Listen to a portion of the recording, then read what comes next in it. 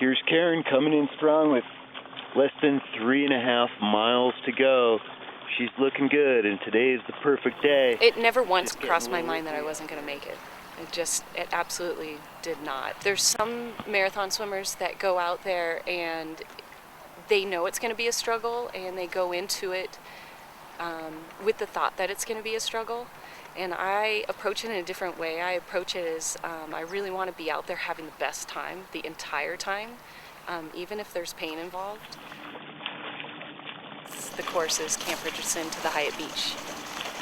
It's the longest distance that you can do on Lake Tahoe. When I was 7 years old, I stood at Camp Richardson with my dad. He had taken me for a bike ride, and we had stopped to get a root beer float at the old soda fountain there.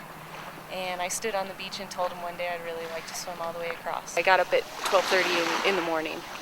I think I got maybe 2.5, 3 hours of sleep the night before. Swimming in the dark was really amazing. That was a great experience for me. And then as soon as the light started to appear, I was surprised how quickly it went from the dark to the light. At about 3.5 hours, I did have a little bit of problem with some muscle tightness. All my shoulders tightened up. I was having a very hard time getting my arms to go around. So when I told Sharko, he decided to give me Cytomax, and that was my only struggle the whole swim. I hate to say that it was a pretty easy swim. It felt very easy the whole time. I can go out and run, but it's not that easy for me. I'm really a water person.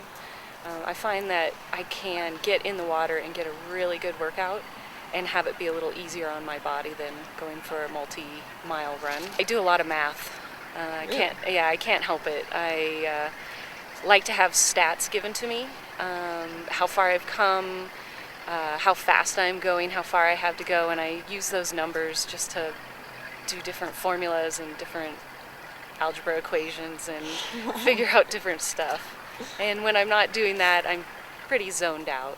I'm not thinking about a lot. I also have a constant soundtrack in the back of my head.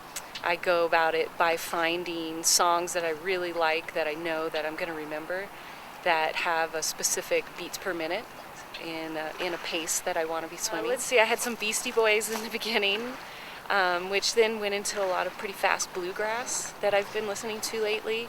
I had some Aretha Franklin in there, and some Jerry Garcia. I really feel that I'm programmed to do these kind of swims. It's where I feel my best. About 4 hours in is when I almost every single time I pop my head up and say I finally feel normal.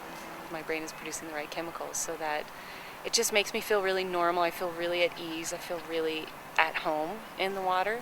I like to smile a lot on my swim. People often wonder why I wear a smiley face cap, and I said it's because that's truly how I feel when I'm in the water. My brain is in a really happy place, and regardless of how my body feels, being in a happy place is what I really feel carries me all the way to the other side. But this was my biggest swim to date. It was my longest swim to date, 21.55 miles. I just do English Channel rules, which is one suit, one cap, one pair of goggles, earplugs.